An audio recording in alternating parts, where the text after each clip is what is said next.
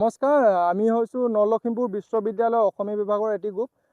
আমাৰ পৰ্যটন ক্ষেত্ৰ হিচাপে পৰ্যটনৰ পেপাৰ হিচাপে এখন পেপাৰ আছিলে। সেই পেপাৰখনৰ ক্ষেত্ৰ অধ্যয়ন হিচাপে আমি চৰাইদেউ ডিষ্ট্ৰিক্টত থকা আমাৰ মৈদামসমূহৰ আমি পৰ্যবেক্ষণ কৰিবলৈ আহিছোঁ। এই মৈদামসমূহ আমাৰ আহোম ৰাজত্ব কালত কেনেধৰণে দিয়া হৈছিল, কোনবোৰ পদ্ধতি অৱলম্বন কৰা হৈছিল এই মৈদামসমূহ দিয়াৰ ক্ষেত্ৰত, আৰু তেখেতলোকৰ মৈদামসমূহ দিওঁতে স্বৰ্গদেউৰ লগত বা স্বৰ্গদেউ পুত্ৰজনৰ লগত কোনসমূহ বস্তু দিয়া হৈছিল, সেই ইতিহাসবিদ নবীন বৰগোহাঁই ছাৰে আমাক এই মৈদামসমূহৰ লগত দিয়া আচবাবসমূহৰ বিষয়ে তেখেতে সবিশেষ জনাব। নৰ্থ লখিমপুৰ বিশ্ববিদ্যালয়ৰ অসমীয়া বিভাগৰ ছাত্ৰ শিক্ষকৰ এটি দল আহি উপস্থিত হৈছেহি চৰাইদেউত।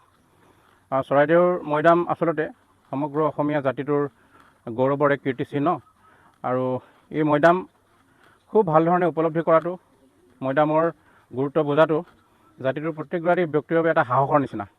আৰু আজি আমি 2টা দিনৰ কাৰ্যসূচী লৈ আহি উপস্থিত হৈছোঁ চৰাইদেউত। আমি চৰাইদেউৰ বিভিন্ন ঐতিহাসিক কীৰ্তিচিহ্ন চাম। প্ৰথমতে মৈদাম চাইছোঁ, তাৰপিছত গড়গাঁৱত কালিলৈ আমি কাৰেংঘৰ চাম, ৰংপুৰ বা শিৱসাগৰত আমি কালিলৈ তলাতল ঘৰ, ৰংঘৰ, জয়সাগৰ পুখুৰীৰ পাৰৰ যিখিনি মনুমেণ্ট আছে সেইখিনি চাম।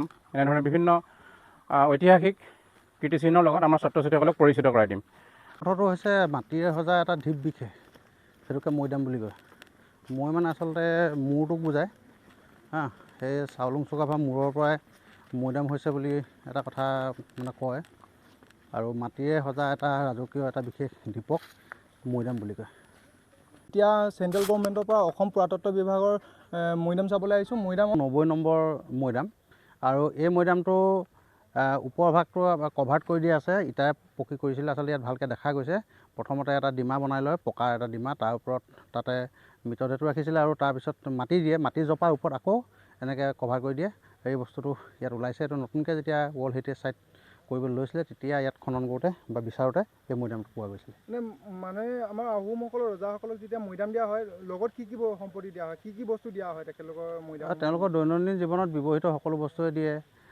ধৰা কি কয়, যিবোৰ শৰাই সঁফুৰা, বাতি বা অন্যান্য যি খোৱা বস্তু, বহুত বস্তু তাত দি দিয়ে, যিমান দৰকাৰ হয়। তেখেতৰ ৰখীয়া হিচাপে 4জন মানুহক দিয়া হয় বুলি আমি এনেই সেইটো দিয়া আছে, যে মৈদামত মানে কিছুমান মৰাৰ লগত কিছু মানুহ দিয়ে বুলি কেইখনমান বুৰঞ্জীয়ে সমৰ্থন কৰে, আৰু সেই কথাটো হৈছে কি, তেওঁৰ লগত থকা ৰখীয়া পৰিয়া সেইখিনিকে দিয়ে বুলি আমি পাইছোঁ।